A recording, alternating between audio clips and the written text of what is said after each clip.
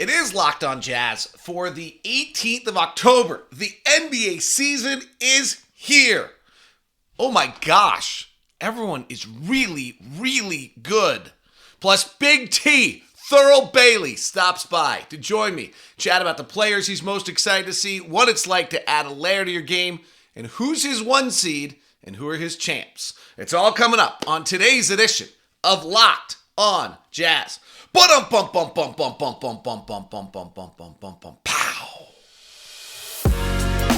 You are Locked On Jazz, your daily podcast on the Utah Jazz. Part of the Locked On Podcast Network, your team every day. How are you? I'm David Locke, radio voice of the Utah Jazz, Jazz NBA insider. This is Locked On Jazz, your daily podcast on the Utah Jazz, giving you insight, expertise, geeky numbers, and hopefully making it way better to be a Jazz fan each and every day. The NBA season is here. We get basketball tonight, 2 games we get to dig into. The world champs take the floor against the Los Angeles Lakers, so we get to see if Westbrook's coming off the bench, if his hammy's good, in Philadelphia against Boston. Philly's my 1 seed pick in the East. Minnesota's my 1 pick seed in the West. I know that sounds crazy. And my NBA Finals pick is probably Warriors-Bucks. I guess it is Warriors-Bucks. I just made it. There it is. Threw it out there. Warriors-Bucks. Clippers-Bucks seems like a real possibility too. All right. Big T's going to join us here in just a second. Fired up for that conversation. Here's the thing that is crazy. I've been in like the deep, dark black hole of NBA prep the last few days. Quite honestly, trying to get ahead. Wish I had done it earlier. Always claim I'm going to do it earlier. I don't know. Maybe 2 jobs didn't let me do it. Maybe procrastination didn't let me do it. Who knows? And then we have an interesting thing in our schedule, by the way. We play our first 8 games against 5 teams. So if you prep those teams, then the first few weeks of the season's all right. And we actually play, I think, in our first 13 games, we only play 9 teams. So kind of great. All right. Everyone's great. Like, you and Big T and I will talk about this. There's a team. We can choose a team. Any of the, kind of 9 top Western Conference teams. And you could tell me, maybe other than the Lakers, if you think they're in the 9, that they're going to be the 1 seed. And you could tell me they're in the play-in. And both arguments are legit. Like, I threw out a tweet yesterday that, what seems to be the world of Twitter right now, is you throw out a tweet with kind of a question, and then it gets the ire of a fan base. And then that's that. So I threw out my points gain projections on the West the other day and had those out there on what the NBA was going to be this year. And then got the ire of all of the Dallas Mavericks fans because I had them in the play. And I'm wondering if John Hollinger had the same thing. But like John Hollinger, who I respect immensely, has Minnesota in the play-in, and I have Minnesota as a 1 seed. Okay. That both seem legit. Frankly, Luka goes and wins the MVP. Christian Wood clicks in. Dallas, I don't think they could be a 1 seed. I don't love that roster right now. But maybe. If you just look at the teams we've prepped so far. So Denver's starting lineup is perfect. Jamal Murray. The addition of Kentavious Caldwell-Pope just seems like the most perfect player to put next to Jamal Murray. And then you get Michael Porter Jr. at 6'10", Aaron Gordon at 6'9", and Jokic. So then you're also long. So you can, if you need to defend, that team could actually defend. They're probably the number 1 offense in the NBA. Right? That's our opening night. Then we go to, where do we go? Do we go to Minnesota? Okay, well, that starting lineup is D'Angelo Russell, Anthony Edwards, who's fully ready to emerge into a massive star, Jaden McDaniels, who's long and lanky, Karl Anthony Towns is 7'1", and Rudy Gobert is 7'2". 7'1". That, I believe in that. I think it doesn't work. Karl Anthony Towns is the best shooting guard in the NBA. Here's really how to look at that roster, by the way. D'Angelo Russell is your point guard. Karl Anthony Towns is your shooting guard. Anthony Edwards is your 3. Jaden McDaniels is your long, lanky 4. And Rudy Gobert is your 5. That's how to look at that lineup. That one's pretty good. We go to Houston, they're not. Then we go to New Orleans. CJ McCollum is your point guard. Brandon Ingram is your 2 guard? I think. at 6'9". Herb Jones is your small forward at 6'10", and defensive marvel. Zion Williamson is back, and if good, is a dominating force. And then Jonas Valanciunas at 7'1". I wish they had a little more depth, but they might. We'll see. They've got some players that could emerge. And I wish they had a little bit more floor spacing.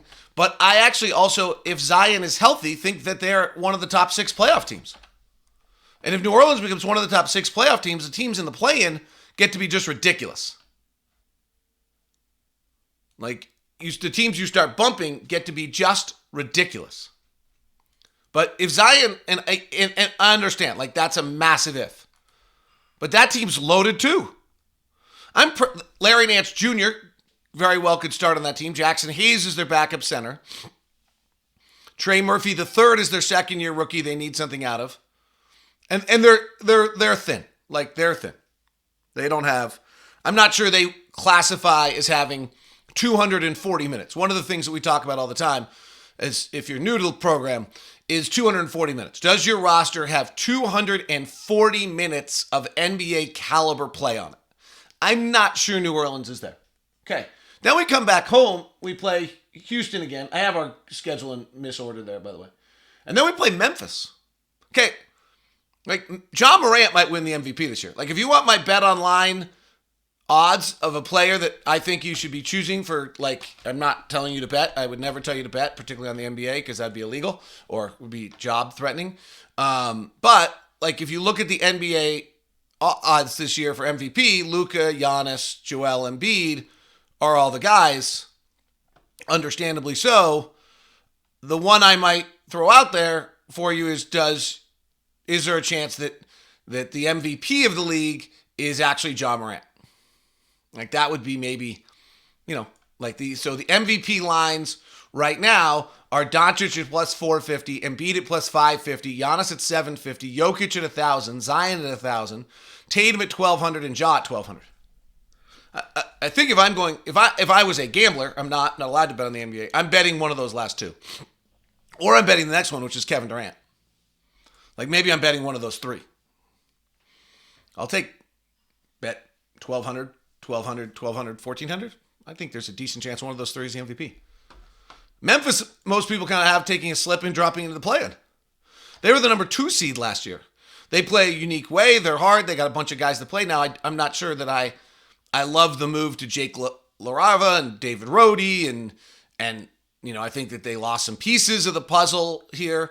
And I actually think Dylan Brooks being healthy hurts them, so I'm actually probably in that camp. But they're really good. And then if I got it right, we play the Clippers. Is that right? No, then we go back to Dallas. Okay, we've talked about them. Then we go to the Lakers. They're not as good, but they have 2 of the top 10 players in the world. And then they got the Clippers. And the Clippers have like 20 guys who can all play. The Clippers have an abundance of players. So it's going to be wild to watch this because the NBA is just loaded right now.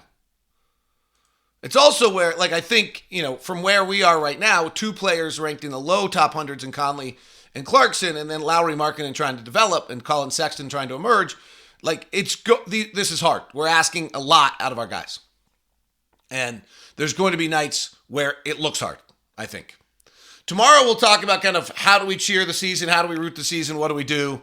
What is development season for all that? By the way, 240 minutes. Here's the Clippers. Terrence Mann, Marcus Morris, Paul George, Luke Kennard, Norman Powell. I love Jason Preston out of Ohio. He probably won't play a minute. Kawhi Leonard, Reggie Jackson, Robert Covington, Zubac, Nicholas Batum, John Wall. I will say the Reggie Jackson, John Wall thing is, I think, a problem for them. And it's worth us watching very, very closely. All right, Big T, Thurl Bailey is coming up here in just a second. Today's show brought to you by our friends over at Murdoch Hyundai, located at 4646 South State Street. Also located in Logan and in Linden. If you're going to look for a Hyundai right now, please email me first at dlock09@gmail.com so we can give you a setup and give you the VIP treatment, whether it's with Jake down in Linden or Cameron in Murray, have them waiting for you, give you all the treatment a Locked On listener deserves to have. Why Hyundai? Because for the dollar spent, you get the best safety features, the most bells, the most whistles. The way the car industry works is if you come out with something innovative that's a safety feature, you actually get the right to it for a certain period of time, and then you actually have to open it up to everybody else for safety purposes, which is an interesting business model. But Hyundai's the one who's been doing it, whether it's the back door that doesn't open when a car drives by, whether it's the turning signal mirrors in the front of your car, so that when you don't ever have to take your eyes off the road. All those safety features plus amazing cars, beautiful to drive. It's all at Murdoch Hyundai. The Tucson, the Kona are the little SUVs, the Palisade and the Santa Fe, and we've got the Ioniq recently, the new electric car. It's been absolutely fabulous, and it's sporty.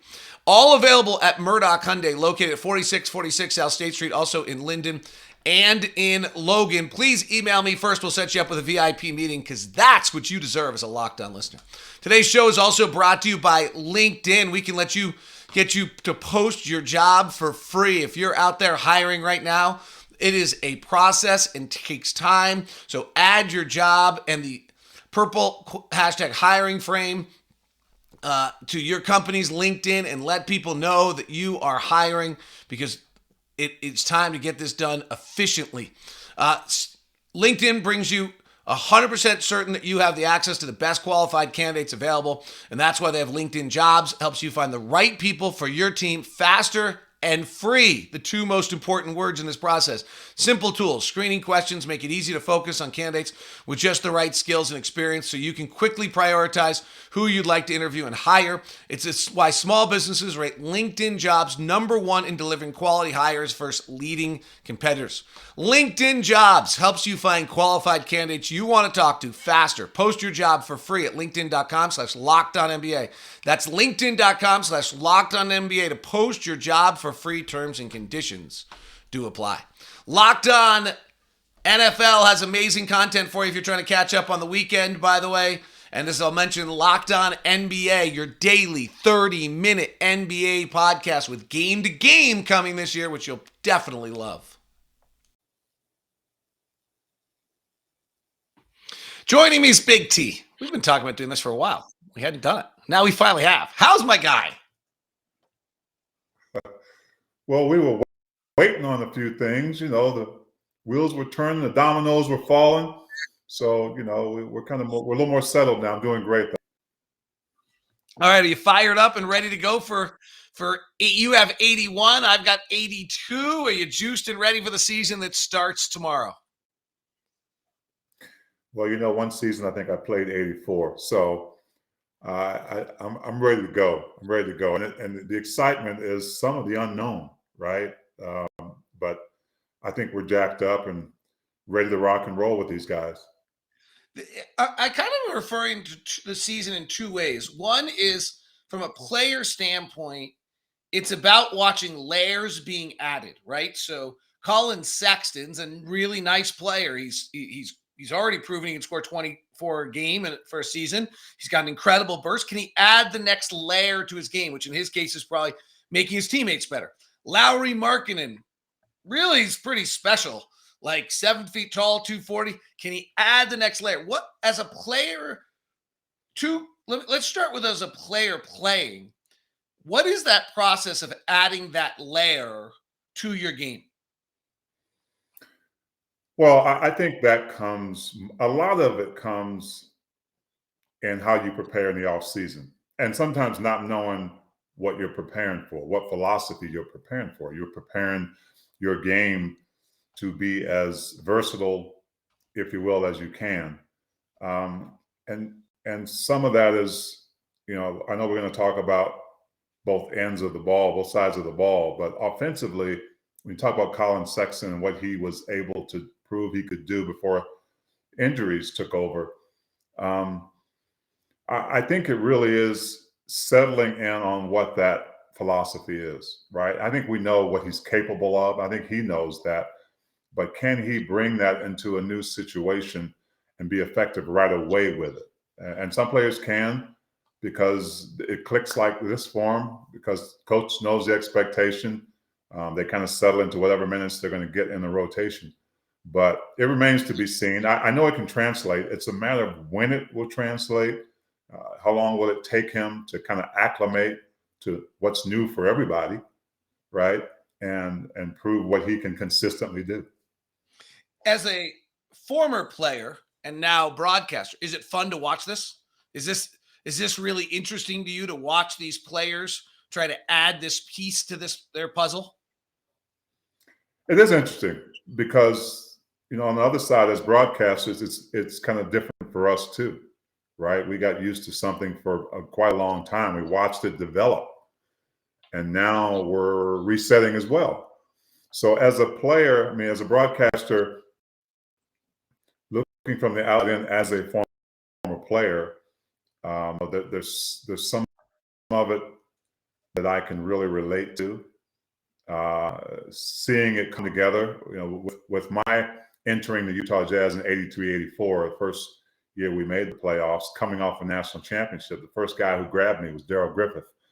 He won a national championship in college too. He said, "Thurl, look, we both have similar cases. We're both used to winning." He said, "Don't expect that here." And they were going through some rough years, right, before I got there.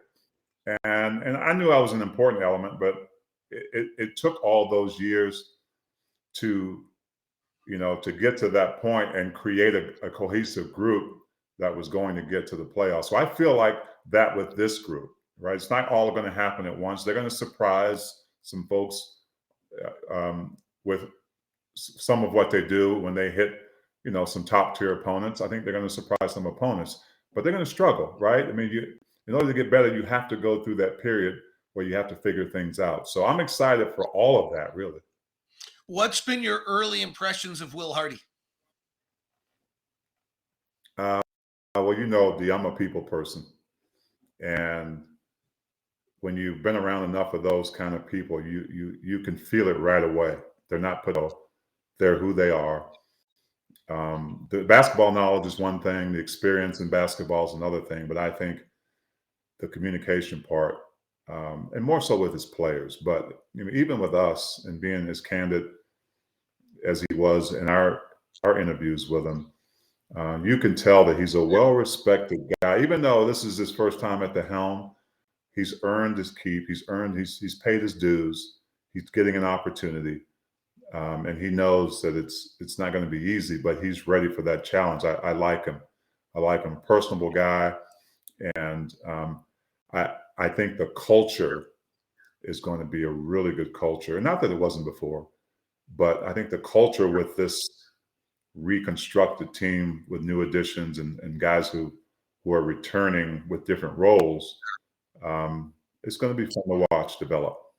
Yeah, I don't know what the culture was in the past. I do understand, and I don't know if this was the fault of anyone, but it'll be nice to have a season without noise if that happens. Like, there was so much noise just surrounding from the day Rudy tested positive for the next 2.5 years. There was so much noise. Just felt like every time we walked into an arena, right? Like, that was the first question you got from everyone every time you walked into an arena. And you felt like, at least I felt, the first 25 minutes of every arena we walked into for the last 2.5 years was trying to say, no, it's fine, dude. Like, it's not that. It's no, they don't hate each other. No, there's not this. No, there's not. Like, it was just kind of incessant. So that will be nice if they can build a culture and start afresh in that regard. Well, COVID was also, part of that. One, how we had to do our jobs, and we were kind of disconnected in a way from that action. And I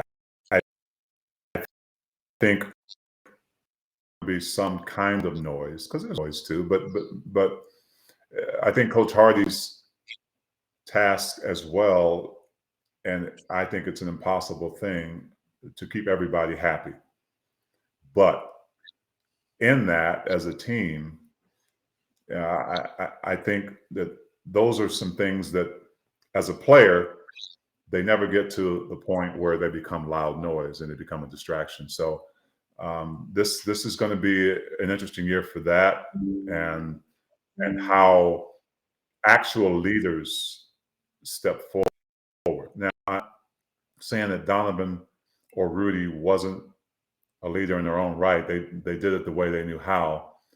But I think there's a difference between a leader who doesn't have to talk all the time, but he shows it every single night. He shows it. He brings the guys together. A combination of some alpha males on this team that can, on given nights, you're going to see different guys step up with that.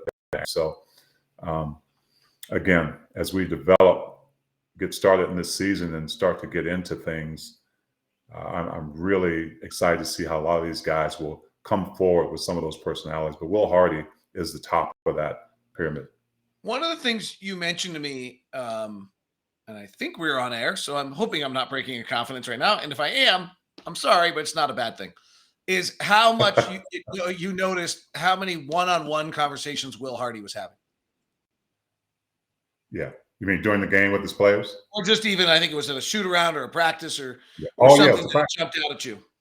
That's right. Yeah, that's a good point, and it wasn't in confidence. I was watching, as you know, our vantage point with practice doesn't include audio so much. So you kind of, which is interesting because you kind of have to notice other things, right? And some things you have to guess at as far as strategy, maybe. But the one thing I did notice about Will was that during the course of practice, he would go and put his arm around a guy, and whatever he was saying to them, it wasn't really important to me as much as it was that he was doing that, right? He was making his rounds. Now, he could have been telling the guy that he was awful in his own way. But I think the important thing is he knows that he's got to gain the trust of these players, and he's got to tell them the truth, and he's got to speak to them as men. And so that, and as a former player, whether you're a player or not, you got a job, you got a boss that leads in a certain way.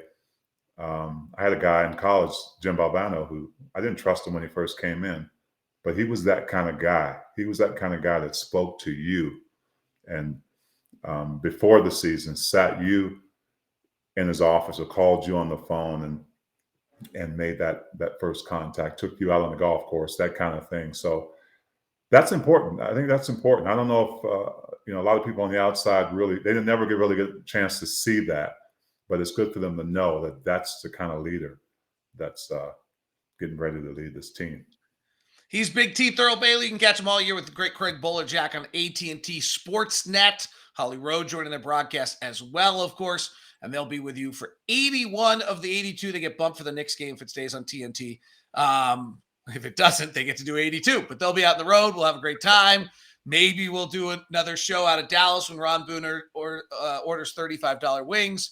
Who knows? Can we get an acai bowl? That's right. Well, we will be getting our acai bowls. I already have it on the calendar. We're heading to Dallas.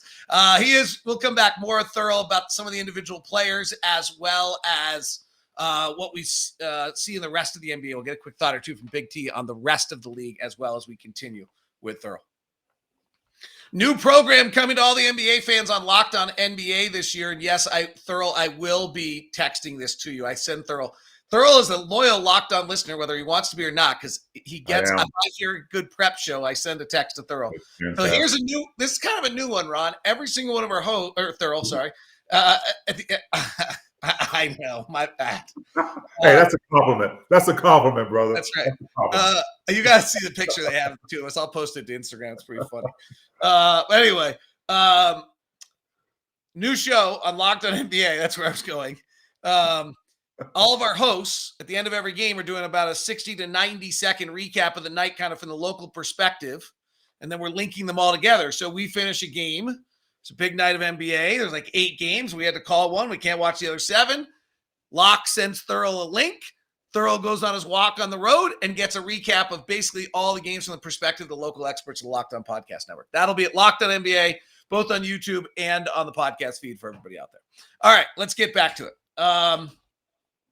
I wonder what Thurl's completion, like actual listening rate on all the texts he gets from me is. You guys can all decide. You can discuss that in YouTube right now in the chat room of like, we all know that Ron Boone gets on the plane and puts his headphones on and doesn't plug it into anything, so I'll shut up. So guess how often Thurl actually clicks through and listens to the podcast I send him. More than Ron Boone, more than your partner, I can tell you that. Actually, it's pretty good. I know because he'll drop a note and I'll be like, oh, he listened today. All right. What players? There's just this really interesting cadre of players. It's what I talked about earlier. It's kind of layer they're all adding into their games. What have you seen out of these guys? They're all almost all of them are young. Which players are you really interested to watch and see them kind of with an increased role learn how to grow as a player? Wow, that's a tough question because I try to see the whole picture. I try to see where everybody fits and how they're going to adjust. And I mean, even guys who've been here before, like Mike Conley and Jordan Clarkson, right? I mean, in the preseason, they've had new roles, right? Jordan Clarkson specifically, I related to him so well because he was a sixth man like myself. And, I don't know, maybe it'll end up that way, but it's maybe not a significant segue into or change into starting, but it is different, right? He's It is playing different. very differently. Yes. And then in my mind, I'm wondering, well, is the preseason, is he still going to look the way he looks now, or when the first game comes and it counts, are we going to be flaming on, right? So if I had to pick a few guys, I would say one of the obvious ones is Lauri Markannen. I just think as a legit 7-footer, he has so many dimensions to his game, which I don't know if he had a few years ago, right? I know he didn't have them when he was in college. I just watched him shoot a lot of threes. But I think he has really evolved into a guy who knows how to play the game now without the basketball, runs the floor, can go off the dribble when he has to. Of course, he can catch and shoot threes, post ups. On the defensive end, he's more involved than I thought he was a few years ago, rebounding, getting the fast break started. So I think he's going to be an interesting one to watch because you got to score in this league. And he should be one of those guys who should be in the higher teens, maybe close to 20 a game on a consistent basis, maybe a go-to guy, if you will, more often than anybody else. What's so interesting about his career up to this point to me is the second year in Chicago, they do kind of turn it over to him. If you look at his isolations, like just isolation drives, one-on-one drives, okay? His rookie year, he runs 104. His second year, he runs 176. The next year, so the reason you do that to a second-year player who's 20 years old is so that he gets a chance to do it the next year, right? Like, Right. He's not going to be very good at it the first year. So he went from 176 to 48 to 26. He never got a chance. Like, Yeah. I don't know, we'll see what happens. But here he is. He got this, like, he went and had this 1 year where and he wasn't very good at it. He was 0.89 points per possession. But the whole point of doing that is to have a player who gets it the next year. You go look at his picks. It's the same thing in the 17-18 season, 113. The next year he gets 91 and he gets way better. And then it goes to 44 and 39 and 23. Yeah. So it's such a, and I'll give one more on it just because, I don't know if you know this, but I like numbers. Okay. I thought I might get a chuckle. You look at his drives and it's the same story again. You go look at it and his 17-18 season, he gets 252, then he gets 319 and he gets better. And then he gets 212, and then all of a sudden it's down to 150 and 146. So here's this guy who went through the whole HE double hockey sticks of having the game laid on him and not being good and winning 22 games and going through a whole, and then he never got the backside, which is, you now get an offseason to work on the skill and get better. And then they then turned it over to other guys. Well, maybe this is what the doctor ordered for him. I was impressed in the preseason. I think maybe against Portland, scoring wise, it was somebody else's highlighted turn. But a healthy Lauri Markanen is a problem for other teams, I think. But the Jazz obviously have to have more weapons than him. But I think he's going to get an opportunity now in the creation of this team to have a starring role in it. And so you asked me about what I'm excited about and who I'm excited about.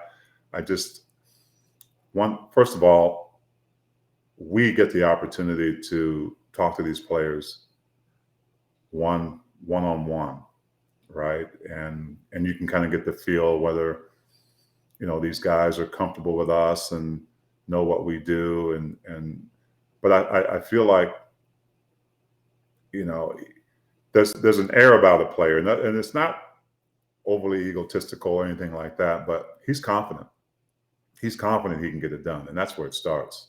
So I'm excited about that part. It'll be super interesting to watch the burden, because it's very different than anything he's ever encountered if he really is the primary offensive threat. And one thing I said in a previous podcast, and it was on one of the preseason games, he went 1 for 2 or 2 for 3 in one quarter, and then the third quarter he came out, I think he was like 4 for not 8.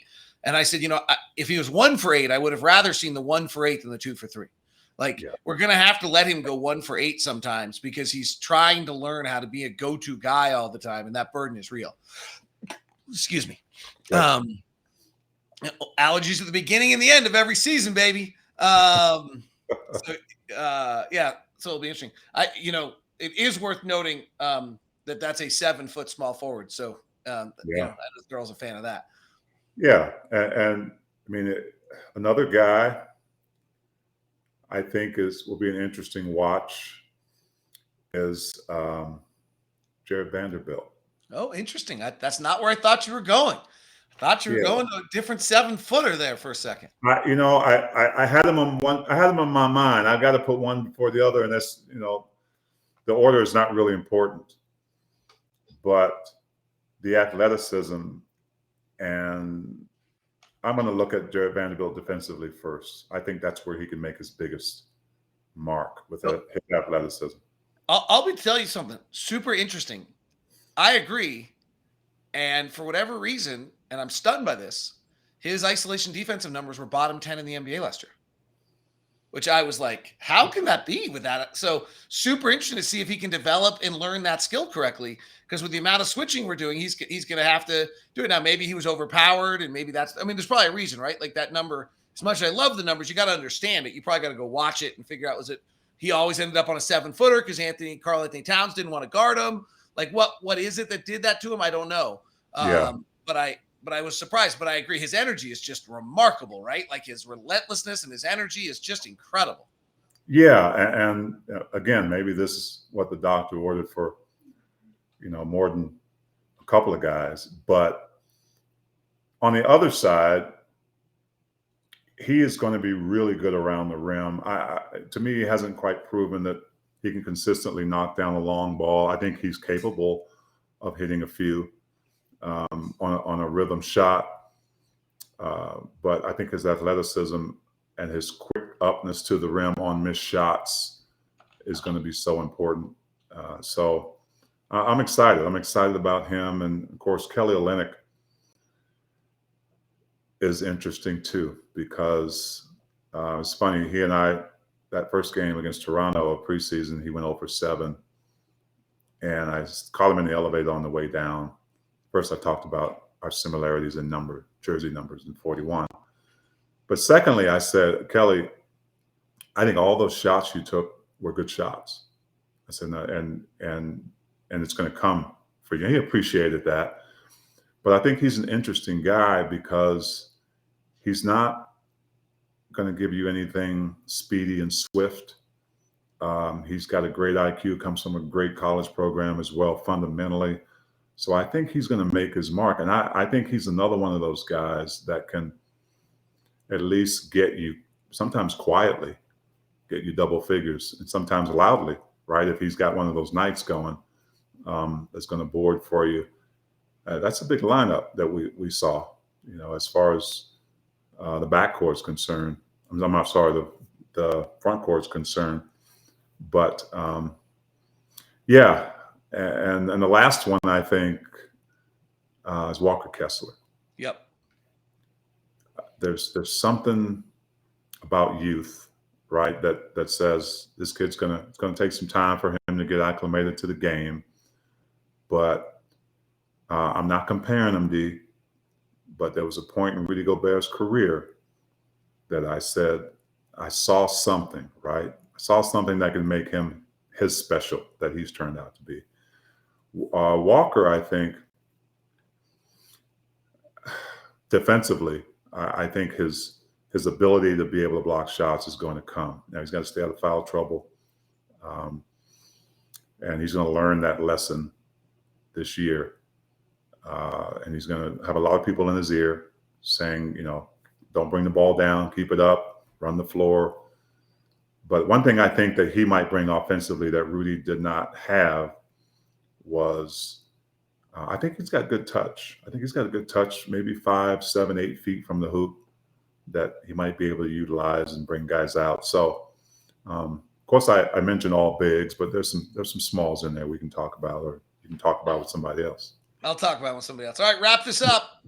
Who's your 1 seeds and who are your final teams? They do not have to be the same. In this day and age, It's kind of like the regular season and the playoffs seem to be 2 different games. Who's your 1 seeds in each conference? Who's your finals team in each conference? Or they could be the same.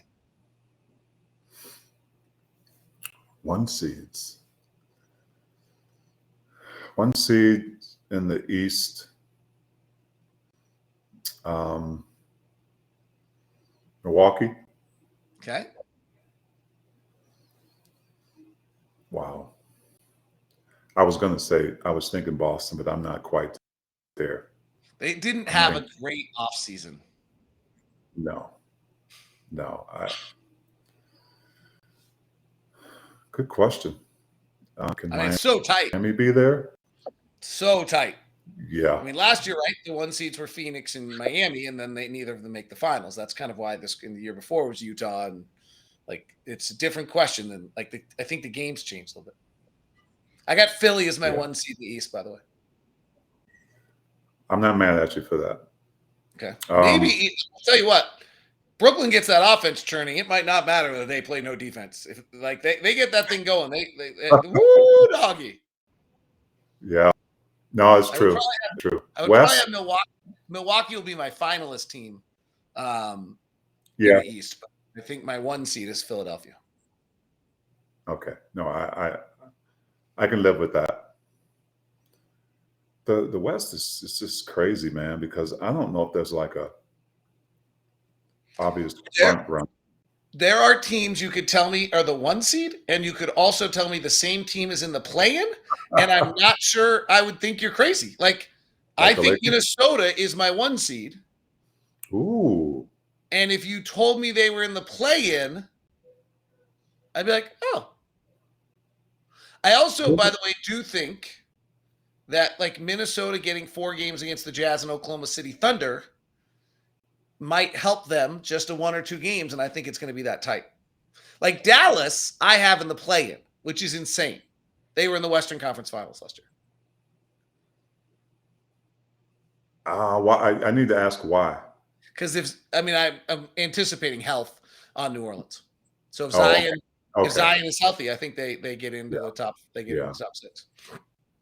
Now, if Zion's not healthy, then forget about it. But C.J. McCollum, Herb Jones, Brandon Ingram, Zion Williamson, and Jonas Valanciunas. Woo! Yeah. That's real. What about Memphis? I think they hurt Jaren Jackson. Missing Jaren Jackson, I think, hurts them. I think the bottom end of the DeAnthony Melton and turning it over to the draft picks and Kyle Anderson, I think, hurts them. There is a chance Ja Morant wins the MVP, in which case then they're fine. Yeah, I think Denver's going to make a lot of noise. I really do. I think Jokic is the real deal. And they signed 2 free agents in the offseason. They're pretty good. Jamal Murray and Michael Porter Jr., right? It's basically what they did. Yeah. And I think Michael Porter Jr.'s contribution is going to be vital. Jamal Murray, obviously, coming back from not playing for a while, it'll be interesting to see if he can get back to that level. But Denver's stuck in my mind. But I can't. I wanted to argue with you so bad on Minnesota, but I can't, man, because I believe you. I'm right there. It's interesting that, by the way, I will say I've prepped 3 teams in the West so far, right? 4. I've done Houston too. Like I'm done prepping for Denver. It dawned on me that our first 8 games are against 5 teams. If I got those 5 teams done, I didn't have my workload for the next 3 weeks was pretty low. And I'm sure you figured this out too. We're only playing 9 teams in our first 13 games. So you can actually do a lot of, like, I'm pounding right now to make the first month of the season fairly easy on us. But it's interesting. So, all right, Big T, I will hear you yell and scream. You will hear me yell and scream. It'll be a fun, exciting season. I appreciate your time. I'm excited, D. Thanks, buddy.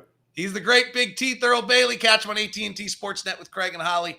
All the TV broadcasts there, and hopefully he'll stop by and join us. We'll do some hotel stop-bys as well. We'll share it. And I'll catch him on like Instagram or something crazy. We'll just Big T's going to float around. Have a great one, everybody.